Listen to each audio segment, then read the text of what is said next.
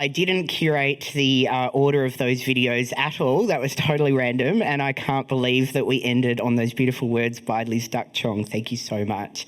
Good morning, everybody, and welcome to the inaugural Trans Book Festival. It's an absolute honour to stand before you this morning. I'd like to open this event today by acknowledging the Wurundjeri Woiwurrung people and all First Nations people that are standing with us here today. Sovereignty was never ceded, and this always was and always will be Aboriginal land. My name's Sam Elkin. I'll just be doing some brief housekeeping for the next couple of minutes before I introduce Jo Ball, who's our Commissioner of LGBTIQA+ communities, to provide us with some opening words of wisdom. So I just wanted to give you the absolute basics this morning and say thank you to a few people and organisations. So first of all, I'd like to say thank you very much to the Victorian Government's Pride Event and Festivals Fund. Without the funding for this event, it wouldn't happen. So thank you ever so much for your support. Transgender Victoria for supporting this event. And there's some people from Transgender Victoria here if you want to have a chat with them at any point. Madison's at the back, and also Son, who's around. Switchboard is going to be here today providing peer support for anyone who wants to have a chat. They'll be at the back of the room, and there is a quiet space upstairs as well. Thank you so much to the Wheeler Centre for providing this beautiful, absolutely custom-built venue for a Writers' Festival at discounted rates during a last-minute venue change. They've been an absolute wonderful advocate and supporter of our community, and we're so grateful to all of the staff and all of the Wheeler Centre volunteers who are here today to help us make this show happen. Thanks also to Grace Projects for sponsoring the recording of this event. This is going to be a treasured resource, no doubt, for generations to come. So thank you so much for supporting the recording of this important event.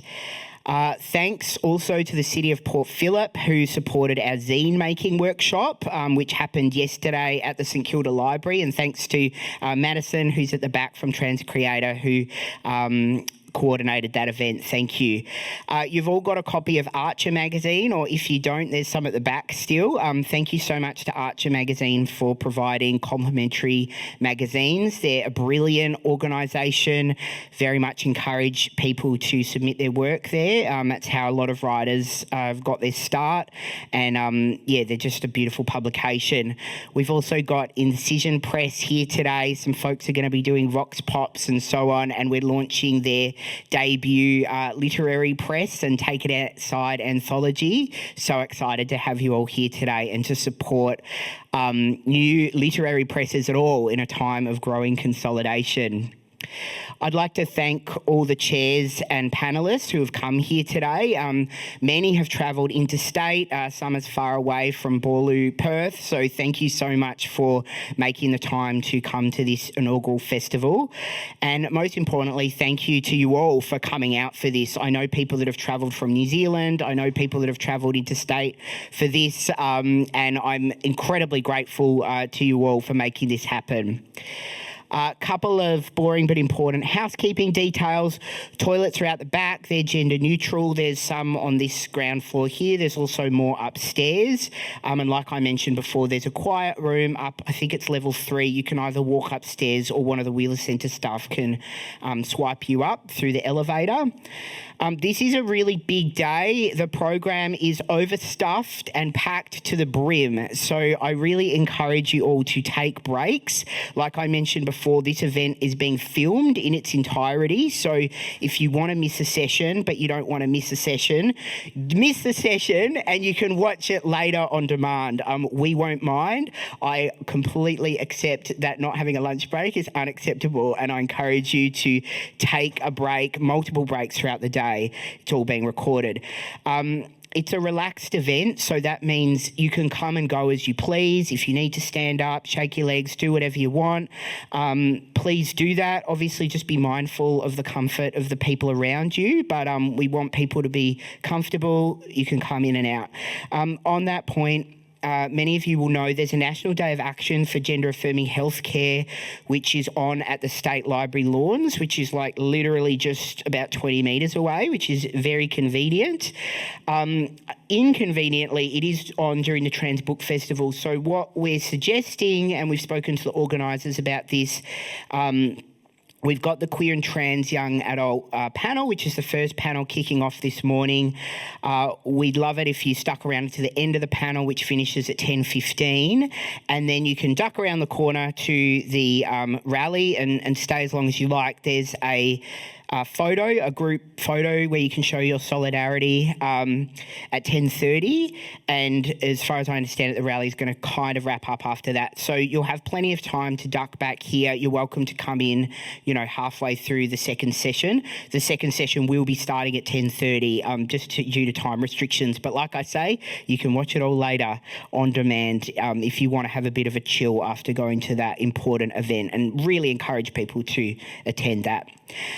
Our wonderful Hares and Hyenas folks, Roland is at the back on hand all day providing books to the queer and trans community for over 30 years now. So thank you so much, Roland. I love Hares and Hyenas, and I know they're doing it tough. So really encourage you to look deep into your bank accounts and buy lots of books. We're going to have author signings after every event. The first one might just be a little bit impacted by the rally, but if you want your book signed and haven't had a chance to get your book signed, just bail up one of the authors politely. I'm sure they'll be more than happy to sign your books and have a quick chat when they can.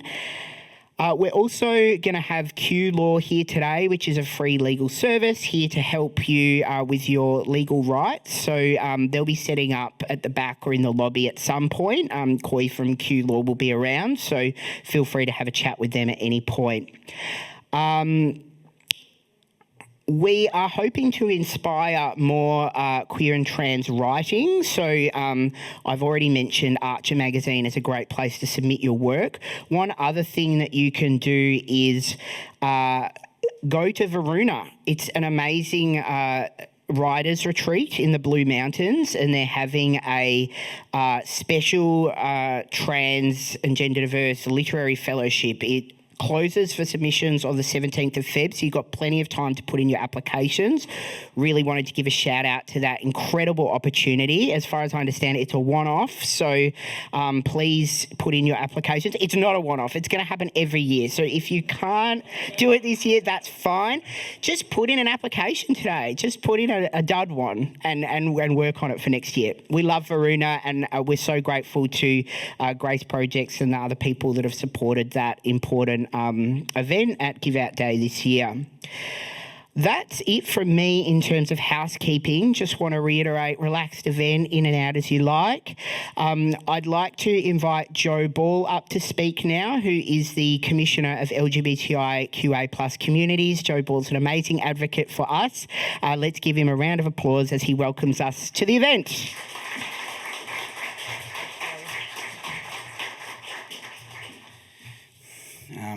I'd like to start by echoing Sam's acknowledgement. We are on Wurundjeri land, and it always was and always will be Aboriginal land.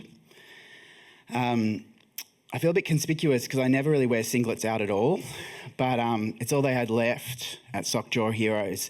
So I wouldn't normally wear a singlet, but I'm going to a protest today. So hopefully see some of you there, if not all of you there, and it's great that the session that you will miss, which looks extremely exciting to me, the session that you can watch it back. So that's good. Look, I wanted to say, I'm going to be brief because we've heard how packed the agenda is. So I just want to make some brief opening comments. I want to congratulate Sam for the festival. It's an incredible event. And I want to give a special mention to his book, which he definitely didn't ask me to do. Like, he didn't at all.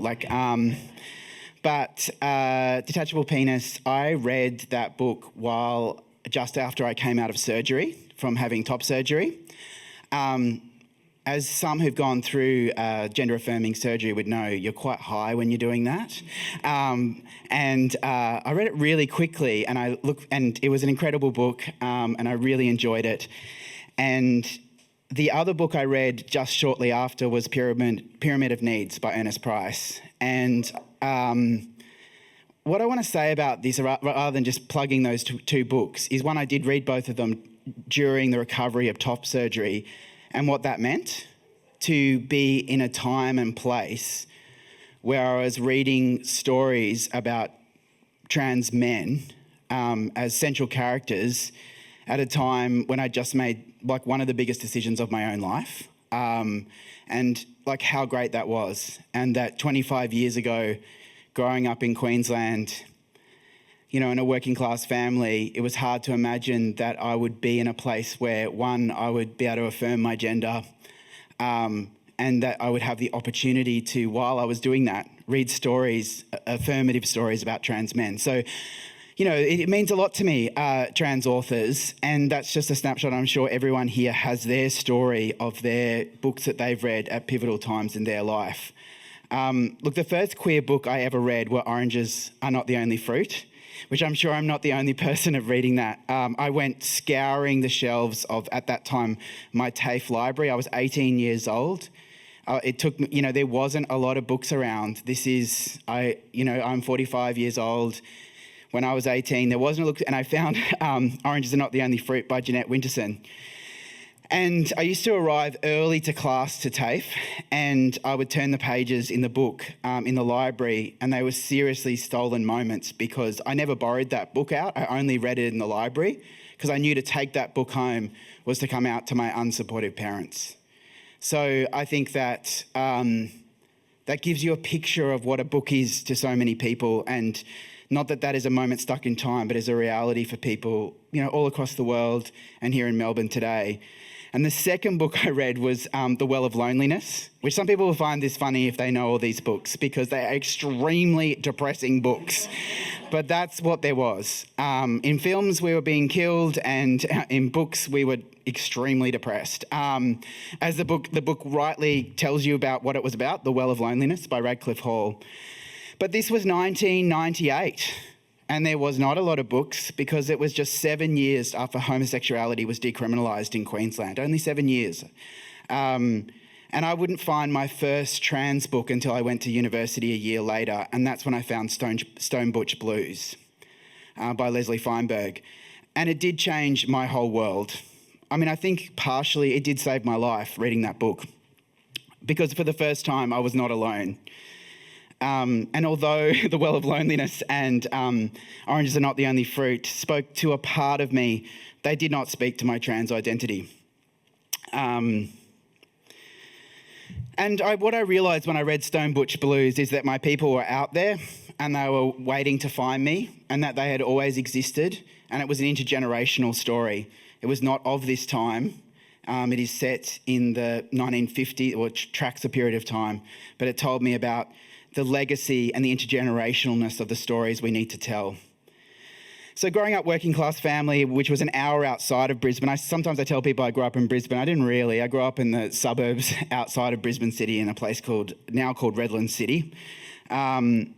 And my first three books that I read, you know, they were extremely depressing, including Stone Butch Blues, but they did show me a multiverse where queer people did exist and where we had always existed.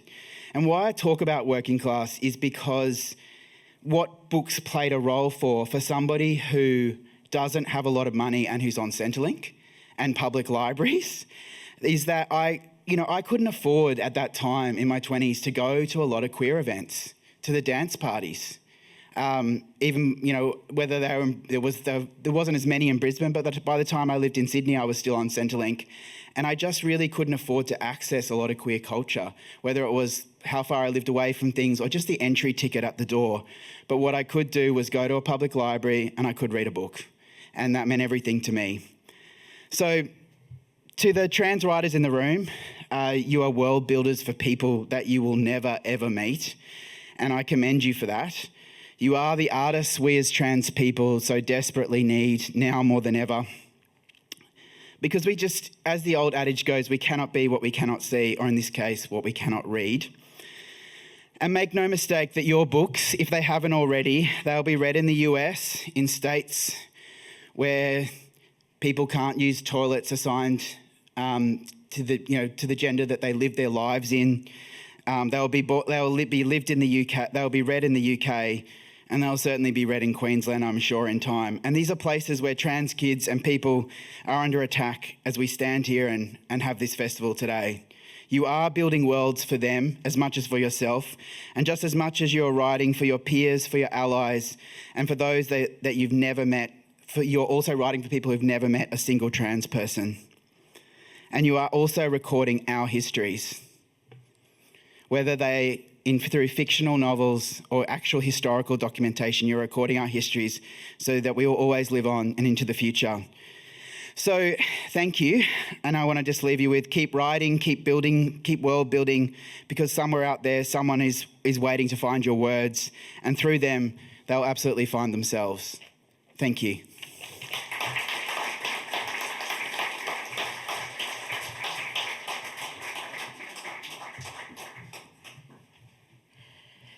Thanks, Joe, so much for your words of wisdom and, beautiful storytelling. I'd like to invite our first panel up now. Radical Hearts, where are you? Let's get this show on the road. Thank you, Liz, Michael, Nevo, Alison and Seth. Welcome. Thanks so much for being here. Thank you. Good morning, everybody. Thanks for being here. My name is Liz. I use they, them pronouns, and I'll be the chair of this queer and trans young adult writing session.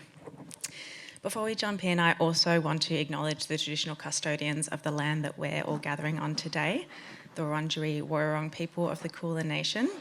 I'd like to pay my respects to elders past and present and acknowledge that sovereignty was never ceded. This always was and always will be Aboriginal land. And I think when we gather at events like this, it's really important to reflect on why we're here and on whose legacy we stand. The enduring wisdom and strength and power of First Nations people here and also around the world, including Palestine in the ongoing genocide committed by Israel. I'd love for us to bring solidarity and curiosity and a commitment to justice into this space and this day and these conversations. And I also want to commend Sam Elkin for bringing this festival to life. It's such a demoralising time at the moment, I'm feeling, for trans people just being political fodder in these culture wars. And to have a safe space like this and to be a part of it feels like such an honour. And it also feels very serendipitous that the National Day of Action is outside, literally like at the end of this panel. So I'd encourage everyone to go outside and join the rally in solidarity with trans youth after this, if you have time, which is going to bring us to this panel. So we're here talking about queer and trans young adult writing. And young adult literature has such a power to shape realities and offer representation and help form identity in young people, but also as we get older as well. And we've got 4 incredible trans young adult writers on this stage. I'm going to start with Alison Evans first. I'd love for you to show your books while I'm introing everybody. So Alison, They Them, is the award-winning author of queer YA books Highway Bodies, Ida and Euphoria Kids. They are an editor and contributor to multiple short story collections, co-edit the zine Concrete Queers, and is the fiction editor for NB Life magazine. Seth, at the end. Seth Malakari, they, is a non-binary, trans-masculine author and editor living on unceded Whadjuk Noongar land. His first book, An Unexpected Party, was published by Fremantle Press. They are currently undertaking a creative PhD at UWA, researching trans-masculine history across 20th century Australia. Sitting next to me, Michael Earp, They Them, is a writer, editor and bookseller living in Naarm. They've authored and edited these colourful books in front of you of short stories for young readers. They are a children's literature specialist and are currently working on their adult memoir manuscript as well.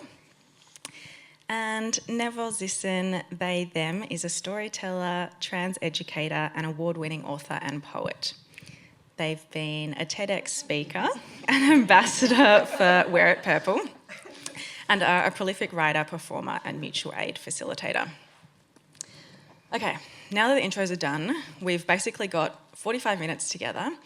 I'm going to ask a bunch of questions and then I'm going to throw out to the audience for you to ask some questions. So have a think about what you want to hear from the audience. Feel free to take photos through the session. If you post on social media, I believe the Instagram is at Transbook Festival, so tag the Instagram if you do post. I'm also going to throw in some little fun facts. So my first fun fact is that Alison appears in 3 out of 4 of the anthologies Michael has edited. And they co-edited Avast, which is pirate stories from transgender authors together, which is phenomenal. Definitely read it. It's hilarious. So Alison, my first question. Your novel Euphoria, kids, loved. It's such a wholesome exploration of queer and trans relationships and like that surpassing of invisibility through connection with community. I was firstly wondering, how do you bring your lived experiences, your trans identity into your storytelling? And what do you hope teens and young readers get from your writing? That's a good question. I'm not sure how I bring transness into it because I have always written... I think I knew I was trans when I was like 5, but I didn't know that like you could be genderqueer. And so I've sort of... That has informed my practice my whole life, I suppose. I think maybe it's like sort of queerness in general as... like a political position, and so I think that is maybe what is coming out in my writing, you know, the questioning systems and oppressions and all that jazz. What was the end of your question? Also, what you hope that teens and young readers take from your writing. Yeah, I think being able to see yourself is really important. I think if you can't, then it's hard to see a future, which is from your book, Finding Neville. Beautiful. Because in that, you sort of, I think, I read this 8 years ago. We realised it was 8 years ago today. But you spoke about when you realised you were trans, the future was harder to... Like you didn't know how to visualise that. And I thought that's just such a... No one should feel like that. And so I think, like with Euphoria Kids, I was like, you know what, I'm just going to write... It's just going to be happy and filled with nice things. Just because that was kind of a future I would like to see, you know, when I was a teenager. And so I guess I'm writing for like teen me and teens now. Yeah, and adults too. I love that. Also feel free, anyone else, to jump into these questions if you've got things you want to add. I feel like, though, that leads into a different question I was going to ask way later, but of Seth, I feel like over the last few decades, compulsory heterosexuality has been challenged a lot in queer YA literature, and we're moving from like replication of homophobic tropes into a more robust, holistic experience of representation of queer lives. Like, we've still got a long way to go. And now we are seeing more and more trans stories represented, and I guess I'd like to hear from you what, in challenging cis-normativity, why do you think it's important to have positive and joyful representation in trans young adult literature? Yeah, I guess kind of similar to what Alison said about just wanting like a nice, happy story. What I wanted to do with Unexpected Party was represent all the in-between stuff, because we do have a lot in YA. It's either very traumatic, and I think and trans kids know that. Like, they just have to look at their news feeds and they know that being trans is hard. Like, that's not a surprise to anyone. So what I wanted them to have in their books was just an experience of everything else that they can be. You know, because I think when you talk about what makes our stuff trans, and there are explicit transness in the book. Like some of the stories, because this is an anthology, so it's 19 different writers. Not all of them are trans, but I think 14 out of the 19 are gender diverse of some kind, which is what I wanted, is what I asked for specifically, if you felt underrepresented to submit your work.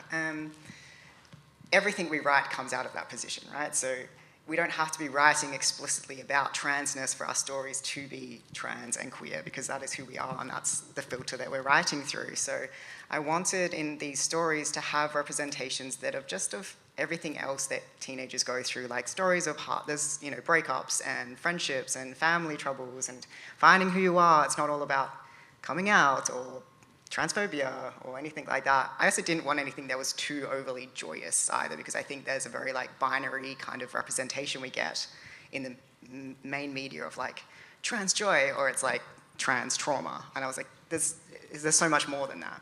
Yeah, you don't want to spiritually bypass Yeah. the like mundane and the ordinary nuance of life. Yeah, I think we even write that. The mundane and the magical or something is the blurb that I didn't write, but like that's how the publisher described it. Just kind of bits of everything. Yeah. Never. What, in hearing that, like in terms of moving beyond either of those binaries, which I feel like is the trans experience in general, is trying to find that, the spectrality in things. What do you think the future of trans YA literature looks like in an ideal world for you? It's so fun that you asked that question, because we just asked that question, Alison and myself, of our trans writing group that we just closed after almost 5 years yeah. of every 2 weeks, which we started in lockdowns over Zoom with it was free for whoever wanted to join, and we had a core group of trans young people that we watched age from 14 to 19 and go into uni and study writing and become editors of their writing magazines, and it's just my heart.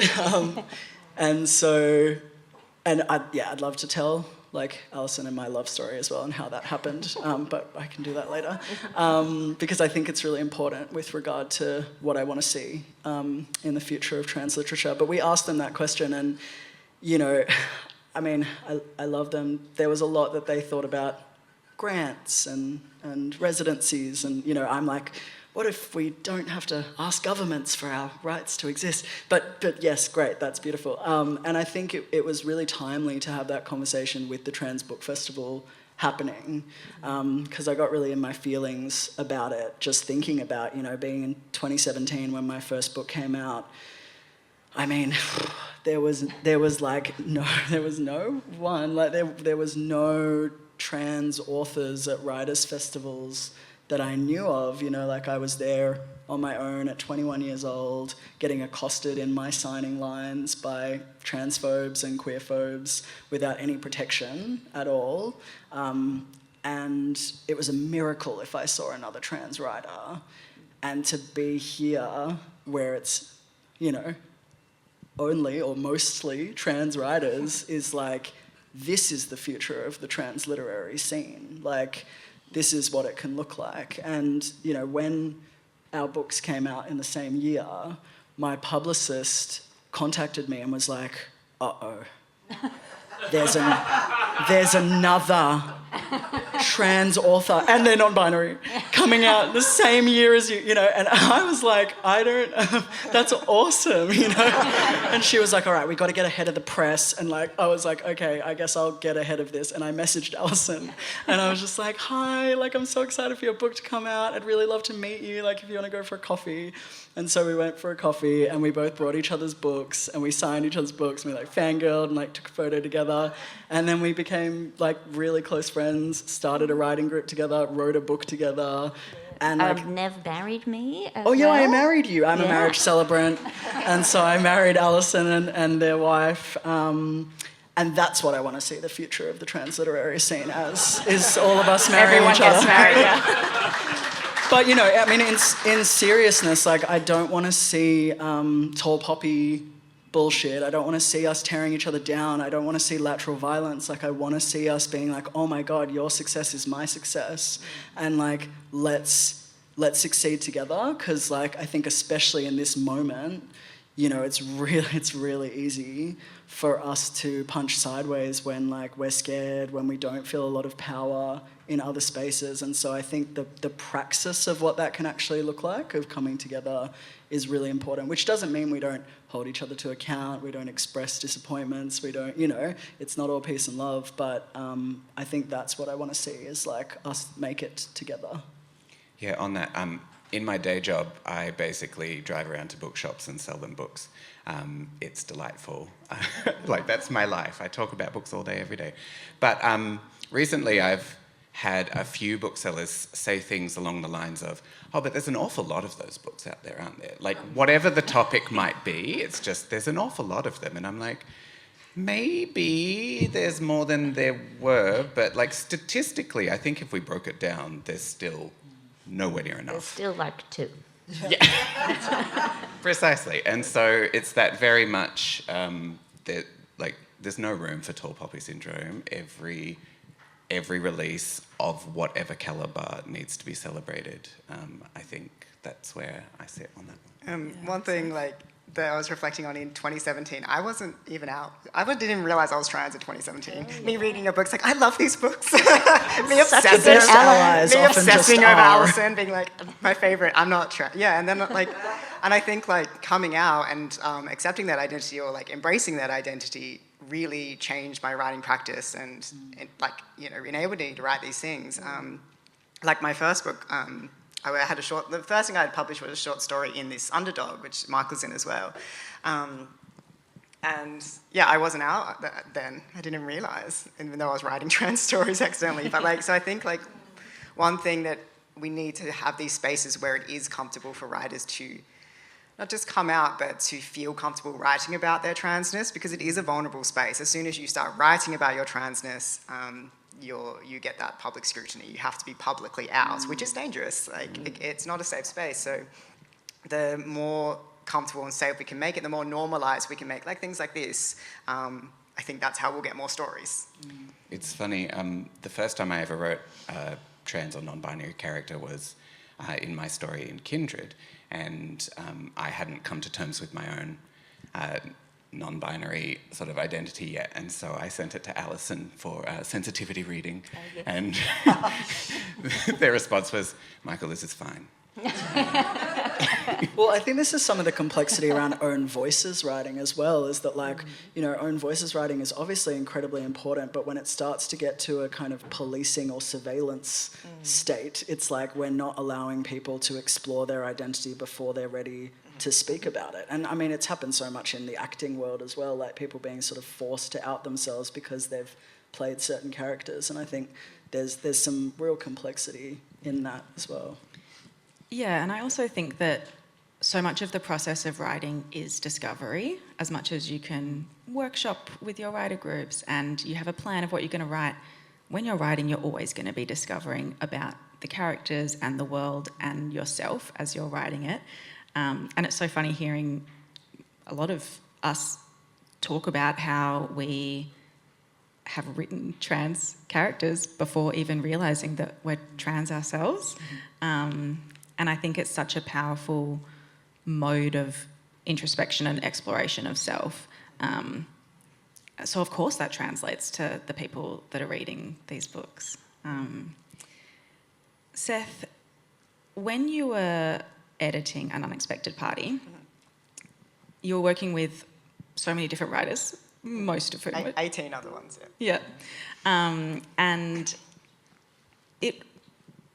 I'd love to hear the publishing journey of it, I guess. Yeah. Like, I think to hear about any barriers that you notice in the publishing industry, how hard or easy it was to work with publishers just getting it off the ground. Yeah, so essentially what happened is someone, and I forget who it was, someone did an Instagram post of all the YA books in Australia that had a trans main character. And there were 7 of them. 5 of them were Alison's.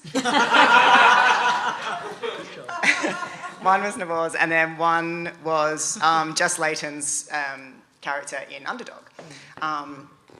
And I was like, and Michael reposted it, tagged all the publishers in Australia, and was like, this is not good enough. And I had kind of been working on the idea of Unexpected Party already, just by myself. I was like, I don't know how to tackle this as a publishing thing. I'm just gonna ask. I know a lot of trans writers and queer writers who I knew were amazing, and I was like, let's just send me your stories. Like, let's just put stuff together and we'll do it ourselves. And then Fremantle Press reached out to Michael. They responded to Michael's call out. I think it was Fremantle Press and Midnight Sun were the only two publishers in Australia who cared and But responded really to just Michael. Fremantle Press. Yeah. So Fremantle Press then were like, hey, Michael, who do you know in WA? Because Fremantle Press prefer to publish WA authors or stories that are set in WA. And Michael said, yeah, check out Seth's work. And they reached out and they were like, we love this book. Let us help you. And that was really lovely because they were basically like, we want this book to exist. Either we will publish it for you and you can keep full editorial control, which I did. So they edited, I edited it fully, and then I just gave it to them. I was like, this, and they were like, fantastic, print it. They edited my story because I couldn't self-edit. Or they were like, hey, if you don't want us, you want to be hands-off, just come into the office and we'll teach you about publishing, we'll help you self-publish it. Like, they were willing to do it without, making any money off it. And I was like, please do it. I don't want to self-publish. It's too hard. And so we did an open call out. There was no stories were commissioned. I just said, how I pitched it was, if you're in the second half of the acronym, like the TEI QA+, I particularly want your work. And there was all emerging writers, so you couldn't have a full-length book published. And it was really funny because my publisher was like, what if Alison Evans wants to be in it? And I was like, I'll tell them no. I'll say they can be a big supporter of the book, but no. And they were like, okay, fair. They were like, and we Get out of here. had like 75 submissions, which was huge. Yeah. So it was really easy, honestly, to get but it was only because Fremantle Press was so willing to just take a chance on it. And they were like, yeah, we need these stories, do it. But only Fremantle Press. Pretty much. Like, that's wild. Yeah, but Fremantle Press's response was so impressive to me because before we even got to this point, they asked if I would be willing to talk to them about how they could make their publishing house more trans inclusive and friendly. And I was like, sure, I'm bringing Alison along because, go team. And so we presented this whole sort of Zoom presentation and document on all of the barriers we saw for traditional publishing for trans people. And at the end of that meeting, they said, thank you so much for this. Do we have your permission to take this to the board so that it can be implemented top down? And I was like, no, you're not allowed to do that. Yes, please go ahead and do that. And then they're like, and would you like to do an anthology for us? And they originally offered us 2 anthologies. They wanted one for a general grown-up readership and then one for either middle grade or YA. And we started with the grown-up one, and then Seth got the YA one, which I'm perfectly happy with. I think that's brilliant. Can I ask you just a quick Yeah. question? Did you get paid for any of that consultation work that you did? No. But Seth, I just wanted to put that out there because I think it's great that Fremantle Press did that, but also yes. this is bare bones Seth crumbs. did get paid for a consultation. I got paid to do one, and then obviously paid to do the work, but yeah. Cool. It's definitely...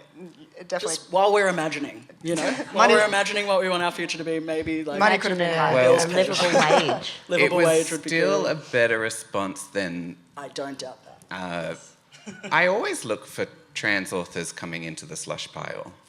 That was literally the other response. Yeah. And I was like, oh, do you?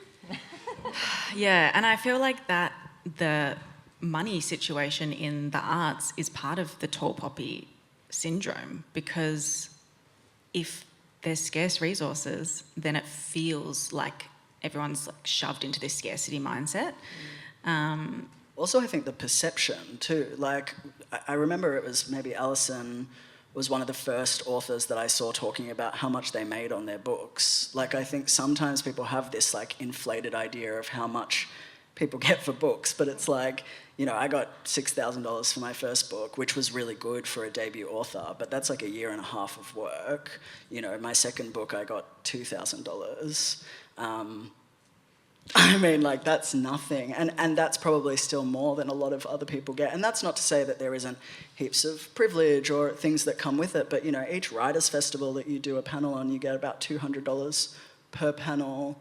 That's not Not a living in this wage. day and age, like, that's Yeah. not a lot of money. And so it's also like, yeah, the kind of like public perception as well of what comes with that is different from the material reality. Yeah, I've spent 6 years editing 4 different anthologies that has basically consumed all of my outside of work hours, and probably collectively got $2,000 for the lot. So that's what passion does for you, I guess. On that note, Michael, you're I live on passion. well, you're like a bookseller. You work in publishing. You're an editor. You're an author. All the things. You wear many I hats. have ADHD, that's it, Yeah, you know. yeah, Can't sit still. Yeah. Money aside, and warning people off writing as a living, what advice would you give to aspiring trans young adult authors? I think I'm going to have to fall back on my main piece of advice that I often say when I'm asked this question is just finish it. Finish it. Whatever it is, no one's going to read it if it's not done. Like, doesn't matter... I'm looking at you, Justin. I thought you were just. I also feel called out. I mean, it's also personal advice. I've been working on my memoir for like 2 years now, and like I constantly tell myself, just finish it. But there's so much more that can be achieved with a finished piece of writing. Even if that's the first draft, you can then edit that draft. If you've edited it to a point where you don't feel you can take it anymore, you can get beta readers to help you out with it. If you really think you've taken it as far as you can, then you start showing it to agents and publishers. But without finishing it, there's just nothing that will come of it, other than maybe some personal development, which is also a very valid part of the writing process. But you need to accept what a particular project is for you. I just feel really sort of, I don't know, anxious maybe or sad when someone says, I want to be a writer.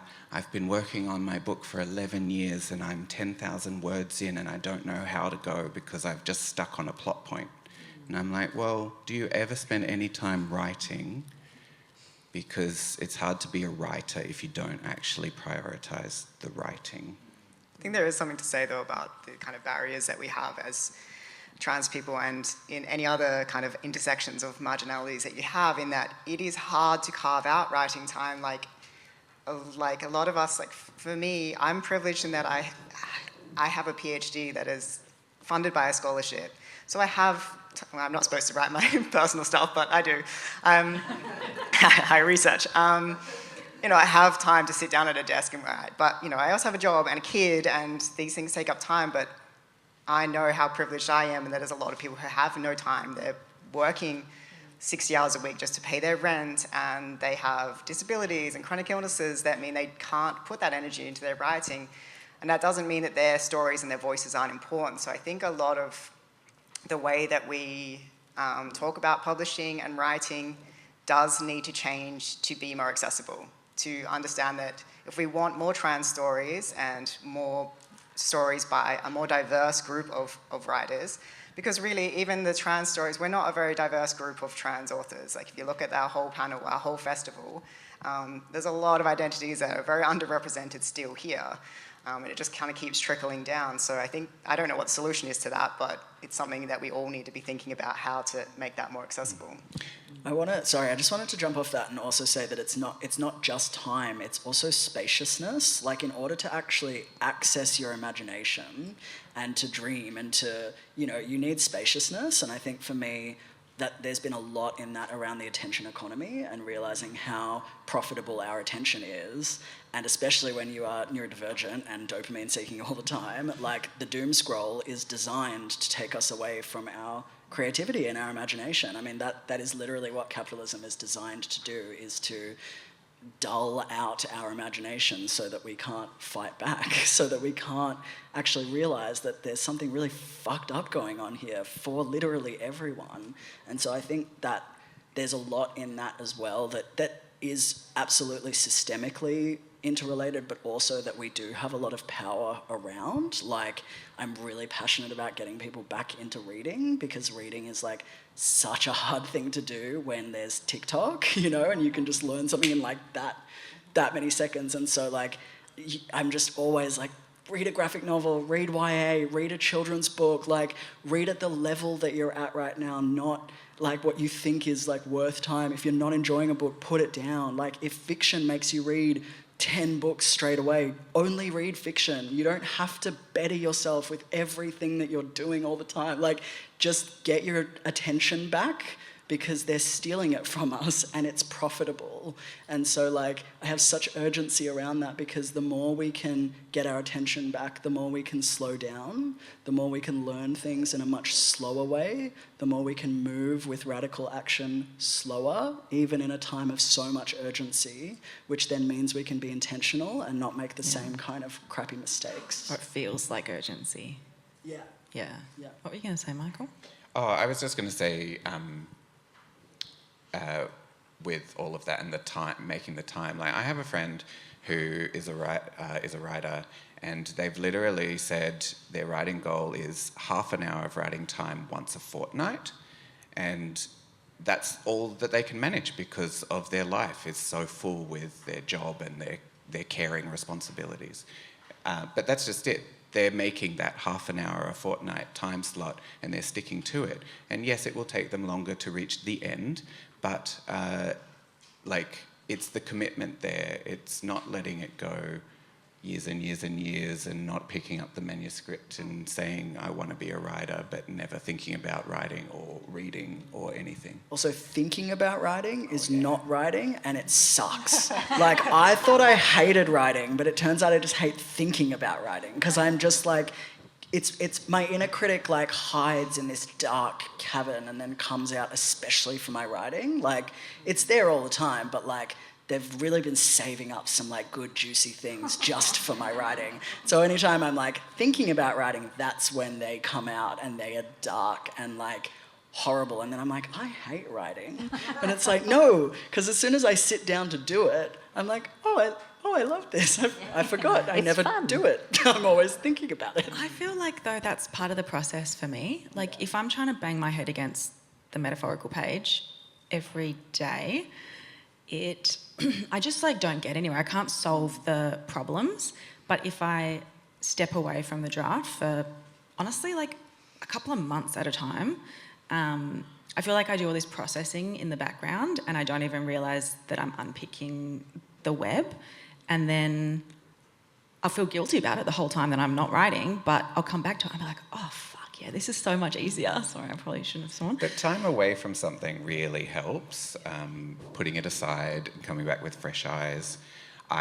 My first novel I ever wrote, manuscript, took me 8 years to get to the end of it, and then every publisher was like, it's nearly there, just do a bit more work. And then I put it aside to start doing other things.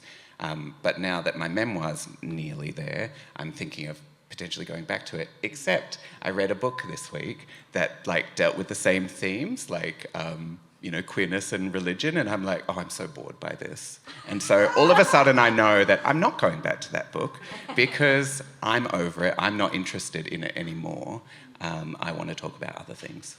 Well, I think also like just recognizing non-linearity is so important, and like something I've had to remind myself is there's no such thing as wasted time. Like everything that you're doing contributes to something, and yes, you still need some discipline and you need to kind of like drag yourself on the leash back to your writing desk sometimes, but it is that thing of like everything you write makes you a better writer, and the time that you spend living also. Like there are lots of writers who don't live. And I'm like, where's your research? Like, how do you know how to write dialogue if you don't have any friends? You know, like you need to like, actually, sorry, no offense, but like you can't just read books with dialogue, you actually have to have dialogue.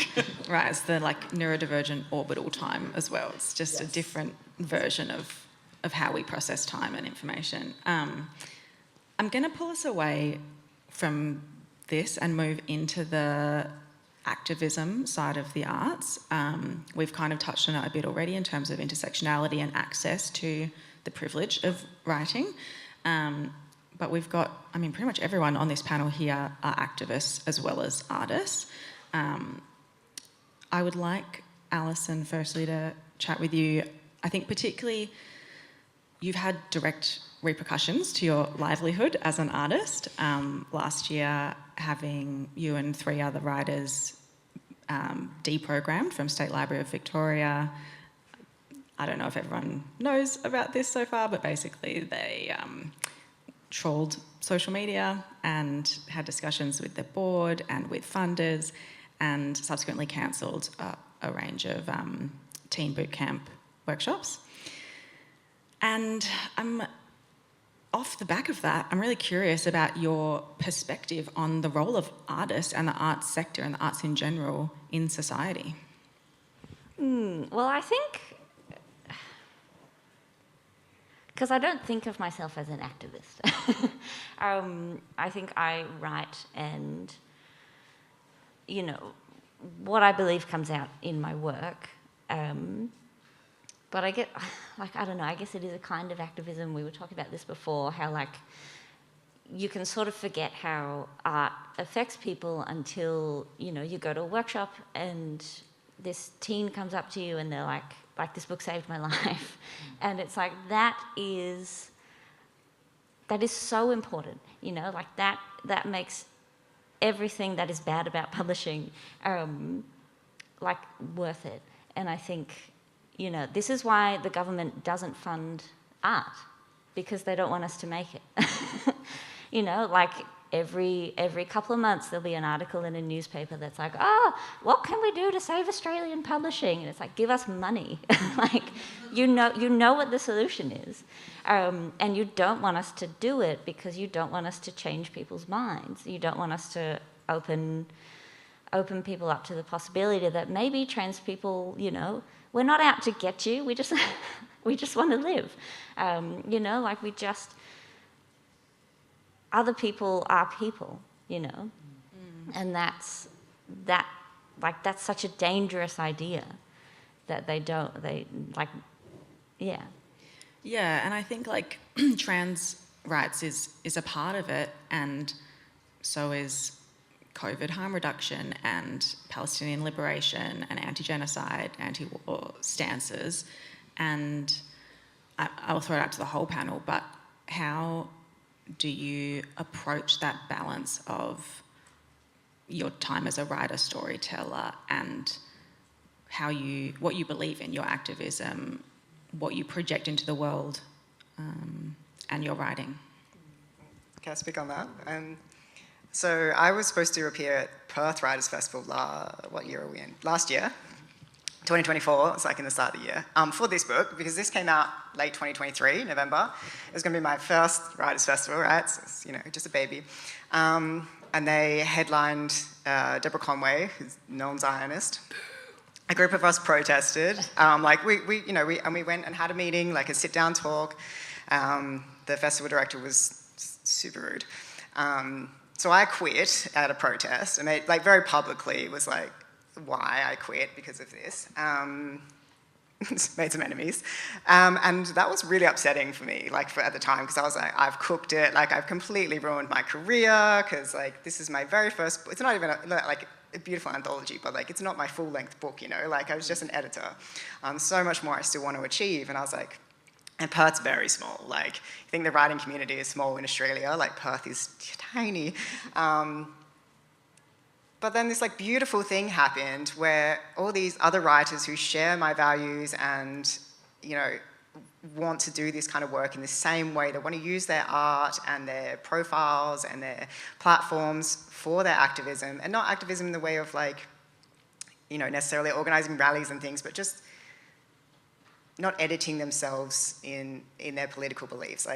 Because if we want to stand up for trans rights, of course we want to stand up for Palestine, and if we have to pick between the two and only talk about our transness, then how do we expect other people who aren't trans to talk about transness, we all got to be able to speak about everything. So all of that turned out quite well. I mean, I still have enemies, still made some enemies, but it made me realise that my writing practice, what I want to do is write true to myself and what I believe in, and that, otherwise what's the point? What's the point of writing? So it is really hard, and you have to really be careful of that, but I think it's worth it to try to stand up for what you believe in. Yeah. And I think if you have a career where you have to censor yourself because you don't want to miss out on a gig, that career is worth nothing. Like what is the point? If you cannot sleep at night, if you can't look at your own actions and be at peace with them, then what is the point? Why are you an artist? Yeah. I mean, I can't sleep at night, but that's just anxiety. And that's valid. Neville, Michael? It's a big question. There's so many different directions that I could go in around it. I think it's been really disheartening over the last year and a half to realise quite how much Zionist tendrils exist in sort of every corner of the arts space and every space, which shouldn't be a surprise because we live in active genocide on these lands. And that needs to be spoken about and centred. I mean, writing on these lands is inherently colonial. We're writing in the English language. I mean, what is more violent than that, really? That is not the language of these lands at all. And so, it's hard to find, what is activism, what is complicity, what is perpetuation. I've been having lots of conversations with friends about the idea of rest as resistance, and then how fundamentally untrue that is for white people. That it's just we've been resting real hard on the graves of, the fighters and warriors of these lands for a long time. So what does that really mean? And I've been putting my writing aside to do more direct action things and more mutual aid things. And then I've been totally burnt out, and then I've needed my writing. And, I had a somatic therapy session where we kind of got to the crux of some stuff, and they asked me, why do you write? And I said, I write because it's what I would do if I were free. And for me, art making is microdosing freedom. It's imagining what I want on the other side. Because if all I'm doing is just resisting, if all I'm doing is just fighting, then I'm living to fight. And I actually don't live to fight. I live to live. I live to be free. And I need to remember what it is that I'm fighting for. And I need to be making that as much as I can. But they need to be in an interdependent ecosystem. If I'm doing too much of the action and not enough art making, then I fall into too much despair and I don't know what I'm fighting for. And if I do too much of the art making and not enough of the action, then I'm not materially manifesting the change that I actually want to make. And I'm also not taking the kind of risk. I'm trying to work on non-compliance. It's very hard for me because I like rules and I'm autistic. And because I'm white and I have a white supremacist people-pleasing embedded and programmed into me. And so, I think it's this interdependence and this interrelationship. And yeah, there's been a lot of conversations at the moment online about what does art mean, what's it for. I mean, it's important to speak to Midsummer at the moment. There's so many complexities around how many queer artists are being platformed and not having the opportunities to present their art otherwise. And then also, fuck Midsummer. I fucking hate that place so hard. And I'm so not okay with everything that's gone on, and there have been calls for boycotts for such a long time from ex-detainees and refugees and First Nations people that have been ignored over and over again. And yeah, it feels like an absolute minefield. It's really difficult. But I think, as Alison said, your career, your art, it means fuck all if it's not taking risk and it isn't integrity. Where is your integrity? And I think the best way that we find our integrity is with each other, and it's not through punitive surveillance. It's not through, oh really, like you're doing that, you shouldn't do that. It's with a, hey, I think maybe, you know, you're doing something out of alignment with what I know your values are. Like, how can we support each other to be stronger in that, and to find viable alternatives? And yeah, but I mean, yeah, that's my like myriad of beginning answers in the many topics that I have around it. Yeah. Especially in the context of like this panel of writing for young adults, like if we are setting those kind of examples, like these young people reading our work or looking up to us or just engaging in this, maybe they're young writers and things like that, like they need to, they're very, like young people are very involved in like these political things, like it just gets, because they're so online. And if we're not setting those kind of examples of living by our values, like, then what's the point? Especially like, you know, the rally outside starts right now is, protesting that puberty blockers being banned in Queensland. So like, and that's just, you know, one part of all these kind of attacks are on young, they go for young people first, you know? Like these attacks come to young people first. So I think if we're going to be writing for young adults, we have to be like brave. I hate the word brave, but we kind of do have to be willing to like stand up for them in that way by being our whole selves and being like brave enough to face those political things, because they are facing those political things. And licking the boot of empire doesn't mean it doesn't come crashing down on your head a moment later. It's closer to face, if anything. That's exactly right. And I guess on the other side of the being an artist in the actual creative writing side of things and writing for young people, to add to that, one thing that I'm currently have waiting to be worked on is a narrative that explores, you know, a war situation where the main character doesn't believe that one voice can make a difference, because that's somewhere that I've spent much of my life, just thinking that my efforts are futile. But through my fiction, I'm exploring that actually one voice combined with all of the other voices does make change.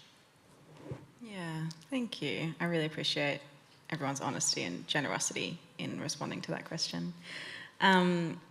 We've got about 10 minutes left, and I was hoping to throw to the audience, but I'm not sure, are there any roving mics that we can get? So if anybody has any questions, feel free to pop your hand up and we'll get a mic out to you. I have some reserve questions in case there's no questions, but I can already see a few hands towards the front, and then there's a stripy shirt towards the middle as well, Zara, later. Thank you. Is that coming through? Can you hear me all right? Yeah. Lovely. Hello, everyone. Thank you so much for putting this panel together. This is also very exciting for me because like multiple people on here have edited my work, so it's like, oh, the whole extended family's all coming together. I had a question for everybody. If money was no object, if the conventions of the publishing landscape were no object, what would you write and what would you want to publish? Like, what's your dream, no holds barred project idea, YA or otherwise? I've been thinking about this because my current dream is to win TASLotto. By which I mean win a life that is outside capitalism. You know, the TASLotto is a metaphor. And I think I would write the same things, but I would be less fucked. Like, I mean, because like my wife has long COVID and she can't work. I work casually, like we are low income, rent is very high, you know, and I would be able to relax and just engage with my work in a way that feels more restorative. You know, and like my books, they're not going to be bestsellers. And I think I like that about them. Like, I don't want massive amounts of attention. I just write the things that I want to write, which is like, that is a privilege. And I don't need, I don't need it's not a money thing. And it would be really nice to not have to think of it as a job, I think, if that makes sense. You recently said to me that you wanted to just write books and not even pay attention to whether they get read.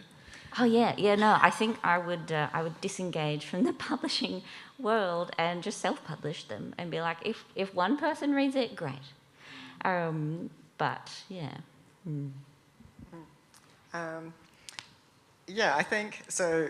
Alex, who asked this question, is in this anthology. It was a beautiful story about the person who turns into water when they get too anxious. It's very cool. I would write what I'm writing now, which, like, doing my PhD research into transmasculinity, and I'm turning that into a fiction book about a bunch of trans boys who like learn how to be trans in like early 20th century Australia by getting like a physical book that like teaches them like, how to be trans, and kind of plays with all those sort of different ideas of what masculinity looks like in transness. And then I'm writing like a T for T romance novel as well, because yeah, I kind of was like, well, nothing I write is going to make me a lot of money, because like once you get rid of that idea of like being an author it is a career, but it's not like a money job. You know? Like you have to, so whatever you write, you might as well love and enjoy it, because if it's going to get published, you're going to have to deal with it for a long time, so you might as well love it. And also, either way, you're not making a lot of money, so you might as well do something you love. So yeah. Yeah, I definitely agree with that. I feel like I would write what I write now. I would just write more and not have to work. Though I'd probably write more trans smut. Yeah, do it. Which actually, Dylan and their friend Peo are coming out with a newsletter soon that's lots of queer trans smut, graphic, like novel-y vibe. It's called Fruit. Is that right? Yeah. Look into that, because that's going to be really hot. And I guess if all of that was taken out of the equation, you'd be able to read about 4 of the novels that I have written, and publishers have told me are too quiet, because I love soft and quiet, and the market does not. And so I've always wanted more quiet books, and I just love quiet. Did you still have a question towards the middle, or Logan, you can go to?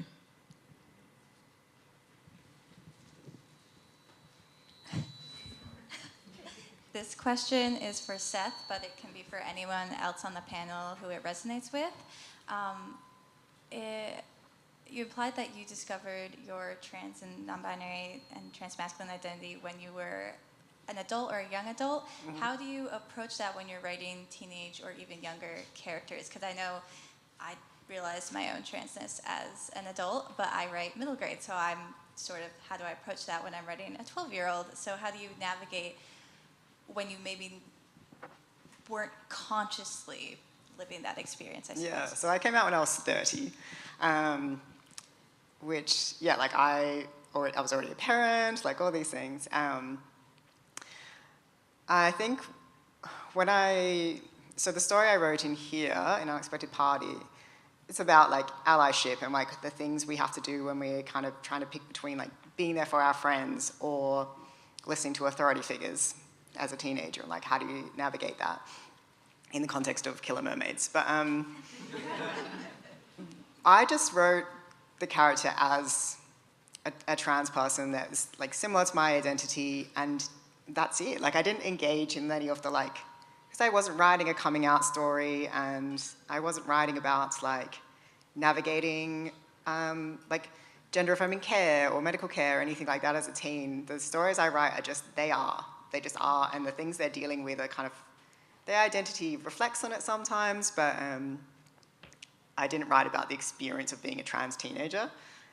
Because even though I think looking back, like I was a trans teenager because I am inherently trans, even if I didn't realize it yet, but that wasn't a thing that was in my mind particularly. I think because as a trans masculine person, it's a lot easier for us to be like tomboys, and that's a lot more socially acceptable. So I just was kind of like this like person that wore board shorts all the time and was like a surfer kid, like, and I didn't really consider my transness because it wasn't a big issue until I kind of grew up a bit, and I was like, maybe I'm not a girl. It's like, it sat fine with me because there's a lot more space in that than it is kind of to be trans feminine, I think, is a lot more scrutinized. So yeah, that's kind of my answer. I just write it as, I write around that really, and just the transness fills in the gaps. else? Yeah, there was one more question in the stripy shirt midway back. We have time, yeah, maybe quick We ones. did start late, to be Yeah. honest, so a few extra questions.